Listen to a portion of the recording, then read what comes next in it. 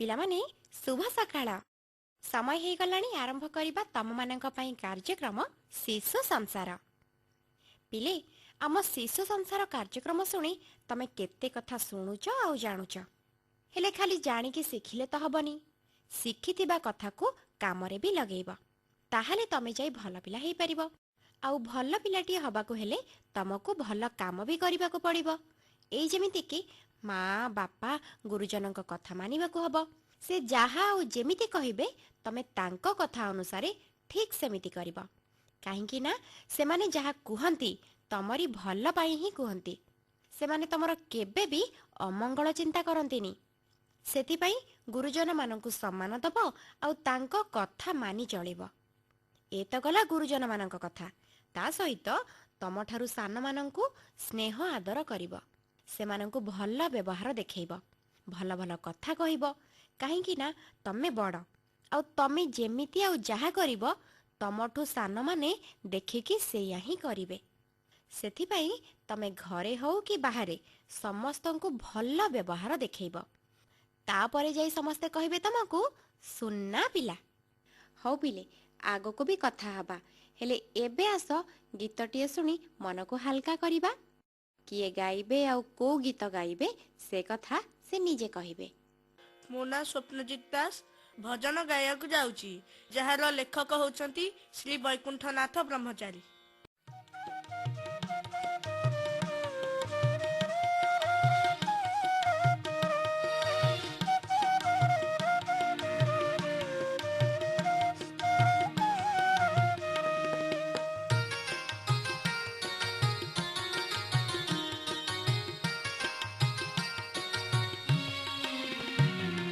प्रभु हे मोते दिया बताई, प्रभु हे मोते दिया बताई, केउ भक्ति गीति गाइले तुमारा, केउ भक्ति गीति गाइले तुमारा, सुनिब मो गीत श्रुति बताई, प्रभु हे मोते दिया बताई, प्रभु हे मोते दिया बताई।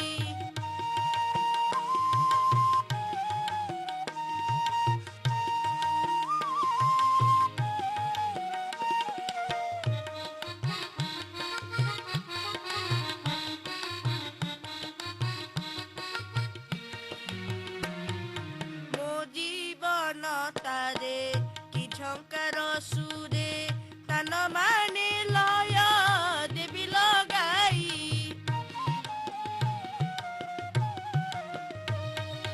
ମୋ ଜୀବନ ତାରେ କି ଝଙ୍କାର ସୁରେ, ତାନ ମାନେ ଲୟ ଦେବି ଲଗାଇ, ଗାଇକି ଜଣାଣ କରିବି ପ୍ରଣାମ, ଗାଇକି ଜଣାଣ କରିବି ପ୍ରଣାମ, ପ୍ରତ୍ୟକ୍ଷରେ ଥରେ ଦିଅ ଶିଖାଇ, ପ୍ରଭୁ ହେ ମୋତେ ଦିଅ ବତାଇ, ପ୍ରଭୁ ହେ ମୋତେ ଦିଅ ବତାଇ।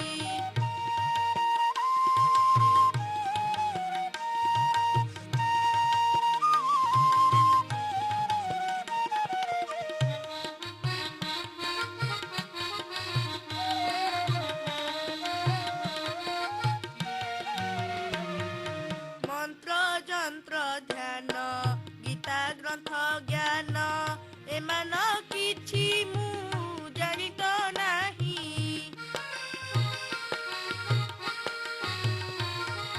ମନ୍ତ୍ର ଯନ୍ତ୍ର ଧ୍ୟାନ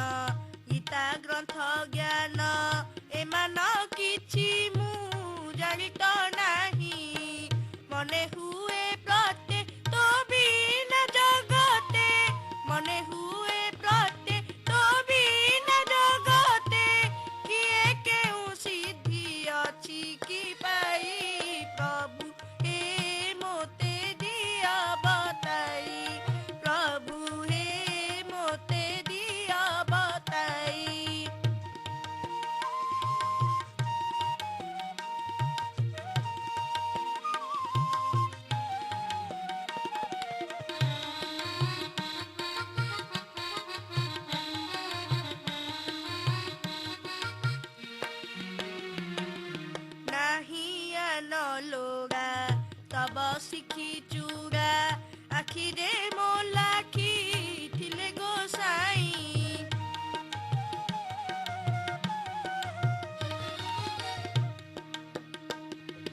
ନାହିଁ ଆନ ଲୋଡ଼ା ତବ ଶିଖି ଚୁଡ଼ା ଆଖିରେ ମୋ ଲାଖି ଥିଲେ ଗୋସାଇଁ। ବୈକୁଣ୍ଠ ହୁଣ୍ଡା ବୁଲେବାର ପିଣ୍ଡା ବୈକୁଣ୍ଠ ହୁଣ୍ଡା ବୁଲେବାର ପିଣ୍ଡା ଦଣ୍ଡଧର ଦଣ୍ଡ ଦେବ ହଟାଇ ପ୍ରଭୁ ହେ ମୋତେ ଦିଅ ବତାଇ ପ୍ରଭୁ ହେ ମୋତେ ଦିଅ ବତାଇ। କେଉଁ ଭକ୍ତି ଗୀତି ଗାଇଲେ ତୁମର କେଉଁ ଭକ୍ତି ଗୀତି ଗାଇଲେ ତୁମର ଶୁଣିବ ମୋ ଗୀତ ଶ୍ରୁତି ବତାଇ ପ୍ରଭୁ ହେ ମୋତେ ଦିଅ ବତାଇ ପ୍ରଭୁ ହେ ମୋତେ ଦିଅ ବତାଇ ପ୍ରଭୁ ହେ ମୋତେ ଦିଅ ବତାଇ।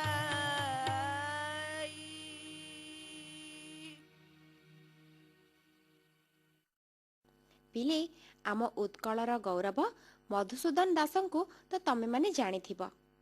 ଘରେ ଘରେ ସେ ମଧୁବାବୁ ବା ମଧୁ ବାରିଷ୍ଟର ଭାବରେ ବେଶ୍ ପରିଚିତ। ହଁ ପିଲେ, ସେ ଥିଲେ ଆମ ରାଜ୍ୟର ପ୍ରଥମ ଓକିଲ, ପ୍ରଥମ ବିଲାତ ଯାତ୍ରୀ ଏବଂ ପ୍ରଥମ ଓଡ଼ିଆ ମନ୍ତ୍ରୀ। ତୁଳସୀ ଦୁଇପତ୍ରରୁ ବାସିଲା ଭଳି ପିଲାଦିନରୁ ତାଙ୍କ ଉଜ୍ଜ୍ୱଳ ଭବିଷ୍ୟତର ସୂଚନା ମିଳିଥିଲା। ଆସନ୍ତା 28 ତାରିଖରେ ଏହି ମହାନ ଜନନାୟକଙ୍କର ଜନ୍ମଦିନ। ଆସ ପିଲେ, ତାଙ୍କୁ ମନେ ପକାଇ ତାଙ୍କୁ ଆମର ପ୍ରଣାମ ଜଣାଇବା ଆଉ ଶୁଣିବା ତାଙ୍କରି ବିଷୟରେ। ତମମାନଙ୍କ ପାଇଁ କହିଛନ୍ତି ମହିଜା ଦଳବେହେରା। ପିଲାମାନେ, ତମମାନେ ଅନେକ ବଡ଼ ବଡ଼ ମଣିଷଙ୍କ କଥା ଶୁଣିଥିବ।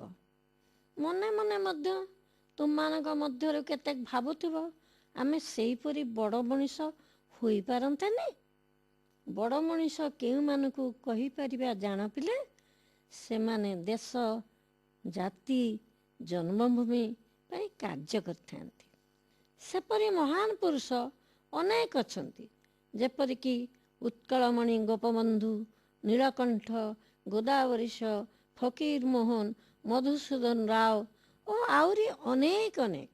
ସେହିପରି ଉତ୍କଳ ଗୌରବ ମଧୁସୂଦନ ବା କୁଳବୃଦ୍ଧ ମଧୁସୂଦନ, ଯେ କି ଓଡ଼ିଶାକୁ ଆଗେଇ ନେବାରେ ପ୍ରମୁଖ ଭୂମିକା ଗ୍ରହଣ କରିଥିଲେ। ତାଙ୍କର ସ୍ୱାଭିମାନ, ନିଷ୍ଠାପର ସେବା ଓ ଉତ୍ସର୍ଗୀକୃତ ଜୀବନ ତାଙ୍କୁ ବଡ଼ ମଣିଷର ପରିଚୟ ଦେଇଥିଲା। ଓଡ଼ିଶାର ସାମାଜିକ, ରାଜନୈତିକ, ଅର୍ଥନୈତିକ ସମୃଦ୍ଧି ନିମନ୍ତେ ସେ ଲାଗି ପଡ଼ିଥିଲେ। ଉତ୍କଳ ଗୌରବ ମଧୁସୂଦନ କଟକ ଜିଲ୍ଲାର ସତ୍ୟଭାମାପୁରରେ 28 ଏପ୍ରିଲ 1848 ମସିହାରେ ସ୍ୱର୍ଗୀୟ ଚୌଧୁରୀ ରଘୁନାଥ ଦାସ ଓ ମା ପାର୍ବତୀ ଦେବୀଙ୍କ କୋଳମଣ୍ଡନ କରିଥିଲେ। ମେଧାବୀ ଛାତ୍ର ଥିଲେ। ଗାଁ ଚାଟଶାଳୀରେ ପାଠ ଶେଷ କରି କଟକ ରେଭେନ୍ସା କଲେଜିଏଟ୍ ସ୍କୁଲରେ ପଢ଼ି ଅର୍ଥାଭାବରୁ ବାଲେଶ୍ୱର ଜିଲ୍ଲା ବିଦ୍ୟାଳୟରେ ଶିକ୍ଷକତା କରି ସଞ୍ଚିତ ଅର୍ଥରେ ଜଳମାର୍ଗରେ ସେ ବିଦେଶ ଗଲେ। ସେଠାରେ ସେ MA ଓ ଆଇନ ପଢ଼ିଲେ। ତାଙ୍କର ବିବାହ ସୌଦାମିନୀ ଦେବୀ ସହିତ ହୋଇଥିଲା। ସୌଦାମିନୀ ଦେବୀ ଅତ୍ୟନ୍ତ ଉଦାର ଚରିତ୍ରର ଥିଲେ। ସେ କିଛି ଦିନ ପରେ ମୃତ୍ୟୁବରଣ କରିଥିଲେ। ମଧୁସୂଦନଙ୍କର ଦୁଇଟି ପାଳିତା କନ୍ୟା ଥିଲେ, ଶୈଳବାଳା ଓ ସୁଧାଂଶୁବାଳା। କଲିକତା ହାଇକୋର୍ଟରେ ଓକିଲାତି କରି ସେ ଖୁବ୍ ନାମ କମେଇଲେ। ଯେତେବେଳେ ଇଂରେଜ ସରକାର ଶ୍ରୀ ଜଗନ୍ନାଥଙ୍କ ସମ୍ପତ୍ତି ଭାର ନିଜ ହାତକୁ ନେବାକୁ ବିଚାର କଲେ, ତାହା ଠାକୁର ରାଜାଙ୍କ ପ୍ରତି ଘୋର ଅପମାନ ବୋଧ କରି ଶ୍ରୀ ଜଗନ୍ନାଥ ସମ୍ପତ୍ତି କେସ୍ ସେ ନିଜେ ଲଢ଼ି ସଫଳ ହେଲେ। ରାଣୀ ସୂର୍ଯ୍ୟମଣି ପାଟଦେଈଙ୍କ କେସ୍ ଲଢ଼ିବାକୁ ସେ କଲିକତାରୁ ଫେରିଲେ। ସେ କେସ୍ରେ ମଧ୍ୟ ଜିତିଲେ। ଶ୍ରୀ ଜଗନ୍ନାଥ କେସ୍ ଲଢ଼ିବା ପାରିଶ୍ରମିକ ସେ ନେଇ ନଥିଲେ। ଖଣ୍ଡପଡ଼ା ରାଜା ଓ କେନ୍ଦ୍ର ରାଜାଙ୍କ ମକଦ୍ଦମା ଜିତି ମଧ୍ୟ ସେ ନାମ କରିଥିଲେ। ସେ ଏକାଧାରରେ ଆଇନଜ୍ଞ, ସଂସ୍କାରକ, ନ୍ୟାୟଦର୍ଶୀ, କବି ମଧ୍ୟ ଥିଲେ। ସିଏ ଗରିବ ଲୋକର ଗୋଟିଏ ରକ୍ଷା କବଚ ଥିଲେ। ତାଙ୍କ ଅବଦାନକୁ କେହି ଅସ୍ୱୀକାର କରିପାରିବ ନାହିଁ।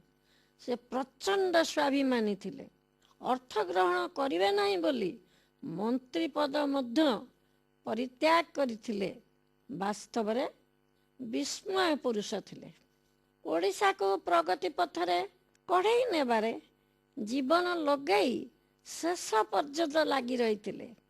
ଆଜି ବି ପିଲେ କହନ୍ତି, ପାଠ ପଢ଼ିବି, କାଳିଆ ଘୋଡ଼ାରେ ଚଢ଼ିବି, ମଧୁବାବୁ ସଙ୍ଗେ ନିଶ୍ଚୟ ଲଢ଼ିବି। ଓଡ଼ିଶାର ବିଚ୍ଛିନ୍ନାଞ୍ଚଳକୁ ଫେରାଇ ଆଣିବାକୁ ଭାଷା ଭିତ୍ତିକ ସ୍ୱତନ୍ତ୍ର ଓଡ଼ିଶା ପ୍ରଦେଶ ଗଠନ କରିବାକୁ ସେ ଦୁଇ କନ୍ୟାଙ୍କୁ ସ୍ୱଅର୍ଥ ବ୍ୟୟରେ ଲଣ୍ଡନ ପଠାଇଥିଲେ ଓ 1903ରେ ଉତ୍କଳ ସମ୍ମିଳନୀ ଗଠନ କରି ସେଠାରେ ଏହି କବିତା ମାଧ୍ୟମରେ ଜନତାଙ୍କୁ ଉତ୍ସାହିତ କରିଥିଲେ। ଜାତି ପ୍ରାଣ ସିନ୍ଧୁ କୋଟି ପ୍ରାଣବିନ୍ଦୁ ଧରେ, ଜାତି ପ୍ରାଣ ସିନ୍ଧୁ କୋଟି ପ୍ରାଣବିନ୍ଦୁ ଧରେ, ତୋର ପ୍ରାଣବିନ୍ଦୁ ମିଶାଇ ଦେ ଭାଇ, ଡେଇଁ ପଡ଼ି ସିନ୍ଧୁ ନୀରେ, ତୋର ପ୍ରାଣବିନ୍ଦୁ ମିଶାଇ ଦେ ଭାଇ, ଡେଇଁ ପଡ଼ି ସିନ୍ଧୁ ନୀରେ। ଆଉ ଗୋଟିଏ କବିତା ଉତ୍କଳ ସନ୍ତାନ, ତାହା ମଧ୍ୟ ପ୍ରେରଣାଦାୟୀ। ସେ ଲେଖିଥିଲେ, ତୋ ପୂର୍ବ ପୁରୁଷେ ଜୟ କରିଥିଲେ, ତୋ ପୂର୍ବ ପୁରୁଷେ ଜୟ କରିଥିଲେ, ଗଙ୍ଗା ଠାରୁ ଗୋଦାବରୀ, ତାଙ୍କରି ଔରସେ ଜନ୍ମ ହୋଇ ତୁଇ, କେଉଁ ଗୁଣେ ତାଙ୍କୁ ସରି, ତାଙ୍କରି ଔରସେ ଜନ୍ମ ହୋଇ ତୁଇ, କେଉଁ ଗୁଣେ ତାଙ୍କୁ ସରି। ଦୁଃଖର ବିଷୟ, ଏହା ସାକାର ହେଲା। ଭାଷା ଭିତ୍ତିକ ସ୍ୱତନ୍ତ୍ର ଓଡ଼ିଶା ପ୍ରଦେଶ ଗଠନ ହେଲା 1 ଏପ୍ରିଲ 1936ରେ। ସେତେବେଳକୁ ଏହି ଦିବ୍ୟ ପୁରୁଷଙ୍କର ଦେହାନ୍ତ ଫେବୃଆରୀ 4, 1934ରେ ହୋଇଯାଇଥିଲା। ସେ ନାରୀଙ୍କ ନିମନ୍ତେ ପ୍ରଥମ ସ୍କୁଲ କଲେଜ ଗ୍ରନ୍ଥାଳୟ ପ୍ରତିଷ୍ଠା କରିଥିଲେ। ନାରୀ ଶିକ୍ଷା ନିମନ୍ତେ ତାଙ୍କ ଘରଟି ଦାନ କଲେ, ଯେଉଁଠି ସେ ରହୁଥିଲେ 3 ନମ୍ବର ଘରେ। ବର୍ତ୍ତମାନ ଏହା ଶୈଳବାଳା ମହିଳା ମହାବିଦ୍ୟାଳୟ। ନାରୀ ସଶକ୍ତିକରଣ ନିମନ୍ତେ ଏହା ତାଙ୍କର ନିଶ୍ଚିନ୍ତ ଅନନ୍ୟ ଅବଦାନ। ସମାଜ ସଂସ୍କାର, ଲବଣ ଆନ୍ଦୋଳନ ଓ ଅନ୍ୟାୟ ବିରୁଦ୍ଧରେ ସ୍ୱର ଉତ୍ତୋଳନ କରିଥିଲେ। ଶିଳ୍ପୀ କାରିଗରକୁ ପ୍ରୋତ୍ସାହନ ଦେବାକୁ 1897ରେ ଓଡ଼ିଶା ଆର୍ଟୱେୟାର ପ୍ରତିଷ୍ଠା କରିଥିଲେ। ତାରକସି କାମର ବିକାଶ ହେଲା। କୁଟୀର ଶିଳ୍ପ ମାଧ୍ୟମରେ ଲୋକଙ୍କୁ ଉପାର୍ଜନକ୍ଷମ କରେଇଲେ। ଲୋକ ଉପାର୍ଜନକ୍ଷମ ଓ ସ୍ୱାବଲମ୍ବୀ ହେବା ପାଇଁ ସେ ସୂତା କାଟି ଲୁଗା ବୁଣିବାକୁ ଶିକ୍ଷା ଦେଉଥିଲେ। ତନ୍ତ ମଧ୍ୟ ବସେଇଥିଲେ। 1905ରେ ଉତ୍କଳ ଟ୍ୟାନେରୀ ଜୋତା ତିଆରି କାରଖାନା ବସାଇଲେ। କୌଣସି ଖରାପ ଜିନିଷକୁ ସେ ବିକ୍ରି ପାଇଁ ବଜାରକୁ ନ ଦେଇ ତାକୁ ନିଜେ ନଷ୍ଟ କରିଦେଉଥିଲେ। ତେଣୁ କ୍ଷତିଗ୍ରସ୍ତ ହେଲା କାରଖାନାଟି ଏବଂ ବନ୍ଦ ହୋଇଗଲା। ବିଶ୍ୱଯୁଦ୍ଧ ବେଳେ ସେ ଜୋତା ସୈନିକ ପିନ୍ଧୁଥିଲେ। ମନେ ହୁଏ ଆଉ ଦ୍ୱିତୀୟ ମଧୁସୂଦନ ଜନ୍ମ ନେବେ ନାହିଁ। ତାଙ୍କ ଅବଦାନ ଏବଂ ବିଚକ୍ଷଣତାକୁ ବୁଝିପାରି ସ୍ୱର୍ଗୀୟ ସୁରେନ୍ଦ୍ର ମହାନ୍ତି ଯଥାର୍ଥରେ ତାଙ୍କୁ ଶତାବ୍ଦୀର ସୂର୍ଯ୍ୟ କହିଥିଲେ। ଭାବୁଛି ଏଭଳି ଜଣେ ତ୍ୟାଗୀ, ସ୍ୱାଭିମାନୀ, ଆଦର୍ଶ ପୁରୁଷଙ୍କ ଜୀବନୀ ନିଶ୍ଚିତ ତୁମମାନଙ୍କୁ ପ୍ରଭାବିତ କରିବ। ତୁମମାନେ ତାଙ୍କ ଆଦର୍ଶକୁ ଅନୁସରଣ କଲେ ତମେ ମଧ୍ୟ ଜଣେ ଜଣେ ତାଙ୍କ ପରି ଆଦର୍ଶ ବ୍ୟକ୍ତିତ୍ୱରେ ପରିଣତ ହୋଇ ଜନ୍ମମାଟିର ନାମ ଉଜ୍ଜ୍ୱଳ କରିବ। ପିଲାଏ, ଜାଣିଛ ଗୋଟେ କଥା? ବୁଢ଼ା ଗଧିଆ ଅଧ ରାତିରେ ବସିକି କ'ଣ ବିଚାର କଲାଣି। ହେଲେ କ'ଣ ବିଚାର କରୁଛି ତମମାନଙ୍କର ଜାଣିବାକୁ ଇଚ୍ଛା ହେଲାଣି ନା? ହଉ ତାହେଲେ ଗୀତରେ ଗୀତରେ ଆସ ଶୁଣିବା ଭାଇ ସ୍ୱପ୍ନଜିତ ଦାସଙ୍କ ପାଖରୁ। ମୁଁ ଏବେ ଗୋଟେ ଶିଶୁ ସଙ୍ଗୀତ ଗାଇବି, ଯାହାର ଲେଖକ ହେଉଛନ୍ତି କ୍ଷୀରୋଦ ଚନ୍ଦ୍ର ପୋଥାଳ।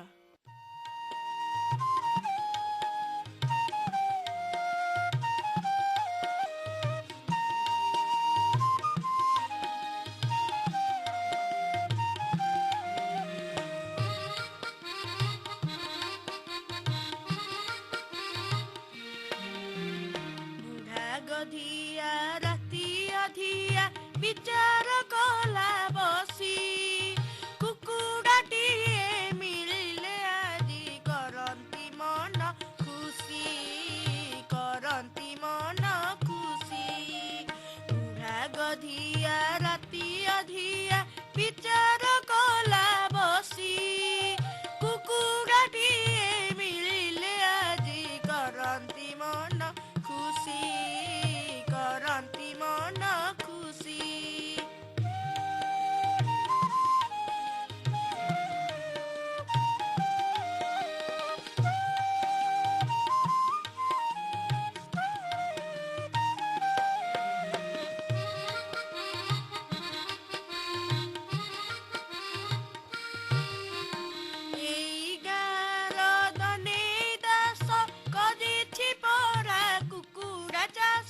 ସହଜେ ଆଜି ବରଷା ପାଗ ଶିକାର ପାଇଁ ମିଳିଛି ବାଗ।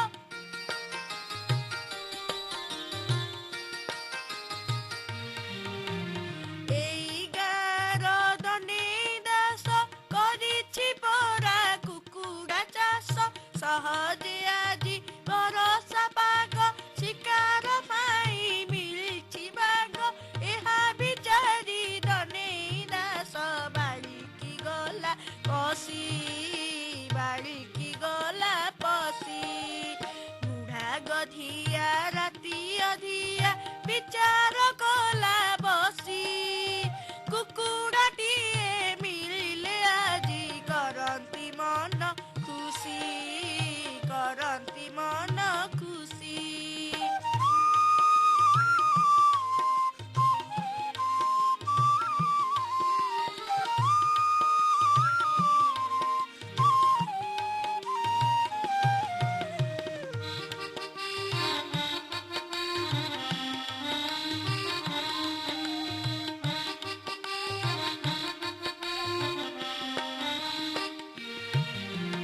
ବୁଢ଼ା ଗଧିଆ ଆସିବା ଦେଖି ଧନୀ ଦାସ ବସିଲା ଛକି। ହାତରେ ଧରି ଖଣ୍ଡିଏ ବାଡ଼ି ଜଗିଥିଲା ସେ କୁକୁଡ଼ା ଭାଡ଼ି। ବୁଢ଼ା ଗଧିଆ ପିଠିରେ ଦେଲା ପାହାରଟାଏ କଷି, ପାହାରଟାଏ କଷି। ବୁଢ଼ା ଗଧିଆ ରାତି ଅଧିଆ ବିଚାର କଲା ବସି। କୁକୁଡ଼ାଟିଏ ମିଳିଲେ ଆଜି କରନ୍ତି ମନ ଖୁସି, କରନ୍ତି ମନ ଖୁସି।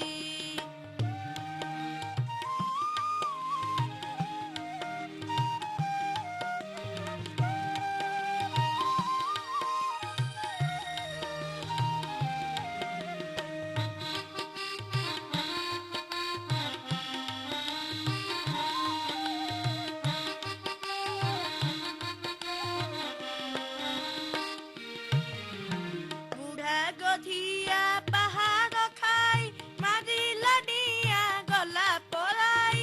ଧନେଇ ବୁଢ଼ା ବାଡ଼ିକି ସେଇ ଦିନରୁ ସିଏ ଆସି ତ ନାହିଁ।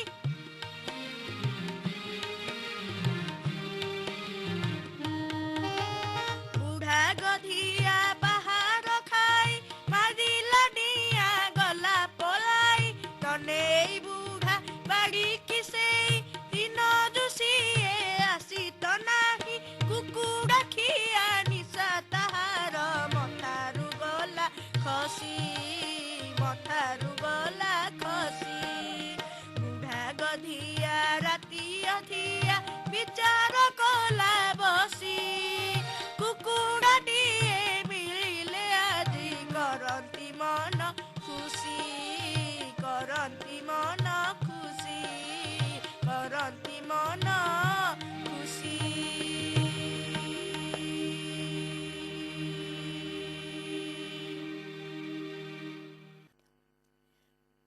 ଉତ୍କଳ ଗୌରବ ମଧୁସୂଦନ ଦାସଙ୍କ ବିଷୟରେ ତ ତମେମାନେ ଟିକିଏ ଆଗରୁ ଶୁଣିଥିଲ।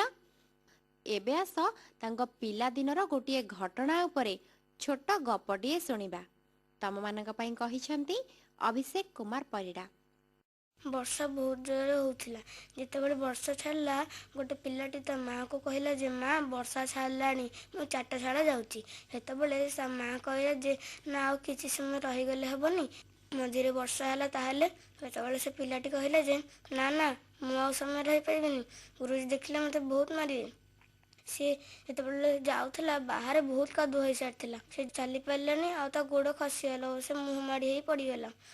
ତଥାପି ସେ ଉଠିକି ଚାଟଶାଳା ଗଲା। ଯେତେବେଳେ ସେ ଚାଟଶାଳାରେ ପହଞ୍ଚିଲା, ସେତେବେଳେ ତା ଗୁରୁଜୀ ତାକୁ ପଚାରିଲେ ଯେ କି ତମର ଏ ଅବସ୍ଥା କିଏ କଲା? ସେତେବେଳେ ସେ ପିଲାଟି କହିଲା ଯେ ନା ଗୁରୁଜୀ, ମୋର ଏ ଅବସ୍ଥା କେହି କରିନାହାନ୍ତି। ମୁଁ ଗୋଡ଼ ଖସିଗଲା ଆଉ ମୁଁ ମୁହଁ ମାଡ଼ି ହେଇ କାଦୁଅରେ ପଡ଼ିଗଲି। ସେତେବେଳେ ଗୁରୁଜୀ ଭାବିଲେ ଯେ ଆରେ, ଆଉ କେଉଁ ପିଲା ହେଇଥିଲା ତ କାଦୁଅରେ ପଡ଼ିଲା ସାଙ୍ଗେ ସାଙ୍ଗେ ହିଁ ଘରକୁ ପଳେଇ ଯାଇଥାନ୍ତା, କିନ୍ତୁ ଇଏ ତ କାଦୁଅରେ ପଡ଼ି ସାରିଲା ପରେ ବି ଚାଟଶାଳା ଆସିଛି। ତାପରେ ତାଙ୍କ ଗୁରୁଜୀ କହିଲେ ଯେ ହଉ ଠିକ୍ ଅଛି ତମେ ଭିତରକୁ ଯାଅ, ମୁଁ ସଙ୍ଗେ ସଙ୍ଗେ ଯାଉଛି। ତାପରେ ତାଙ୍କ ଗୁରୁଜୀ କିଛି ଭାବିକି ଭିତରକୁ ଯାଇକି ପଢ଼ା ଆରମ୍ଭ କଲେ। ଯେତେବେଳେ ଦଶହରା ଛୁଟି ହେଲା ସେତେବେଳେ ସେ ପିଲାଟି ତା ସାଙ୍ଗସାଥିମାନଙ୍କୁ ଡାକିକି କହିଲା ଯେ ସାଙ୍ଗସାଥିମାନେ, ବାହାର ରାସ୍ତାଟା ବହୁତ ଖରାପ ହେଇଯାଇଛି, ଆମେ ଯଦି ତାକୁ ଗୋଡ଼ି ବାଲି ମାଟି ଓ ଇଟାରେ ଠିକ୍ କରିଦେବା ତାହେଲେ ବଢ଼ିଆ ହେବନି?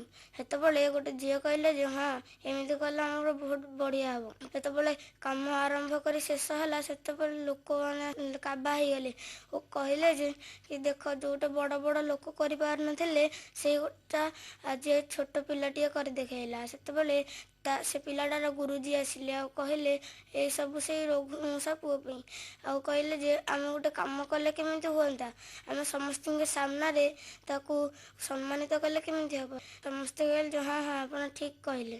ତାପରେ ସମସ୍ତେ ଗୋଟେ ଚାଟଶାଳା ସଭା ଡକେଇଲେ ଆଉ ସମସ୍ତଙ୍କ ସାମ୍ନାରେ ସେ ପିଲାଟିକୁ ସମ୍ମାନିତ କଲେ। ସିଏ ହେଲା ଆମ ଉତ୍କଳ ଗୌରବ ମଧୁସୂଦନ ଦାସ, ଯାହାଙ୍କୁ ଆମେ ମଧୁବାବୁ ବୋଲି ଛୋଟବେଳୁ ଜାଣି ଆସିଛୁ।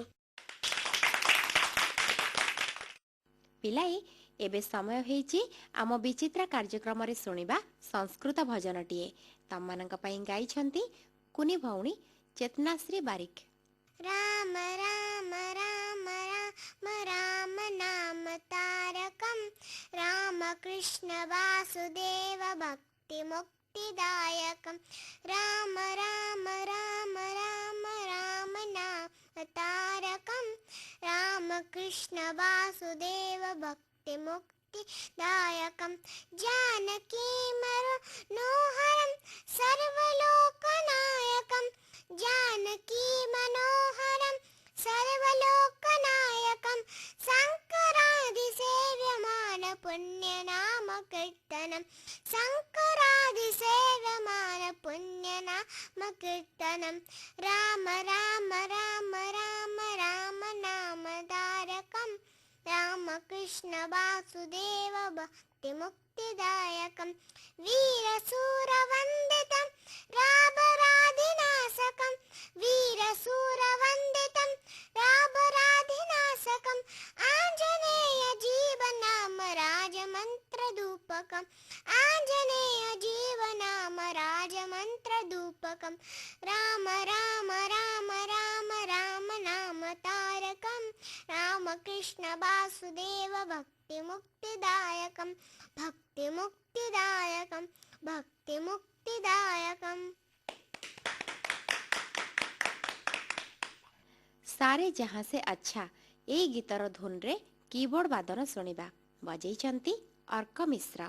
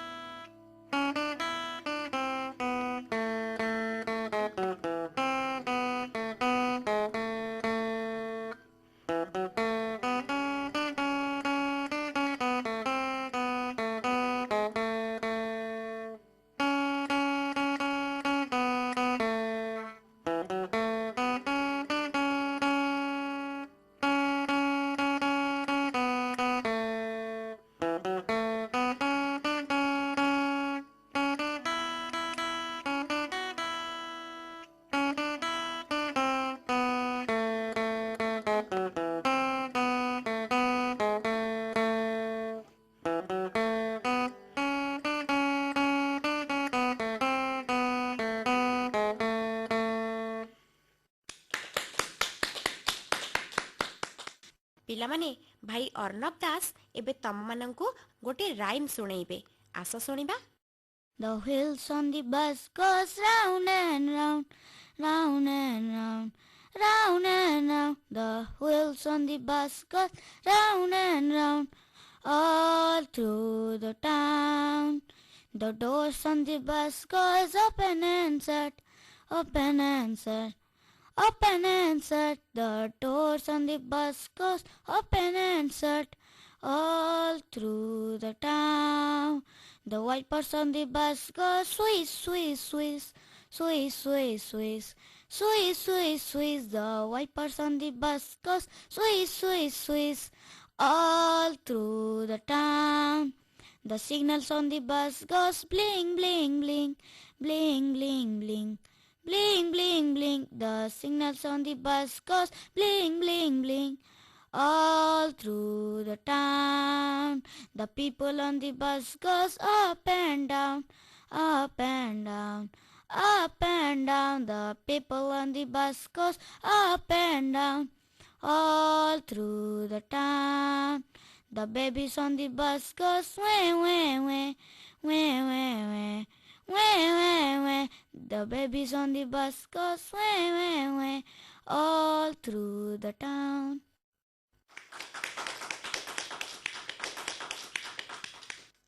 ହଉ ପିଲେ, ଆଜି ପାଇଁ ଶିଶୁ ସଂସାର ଏତିକି।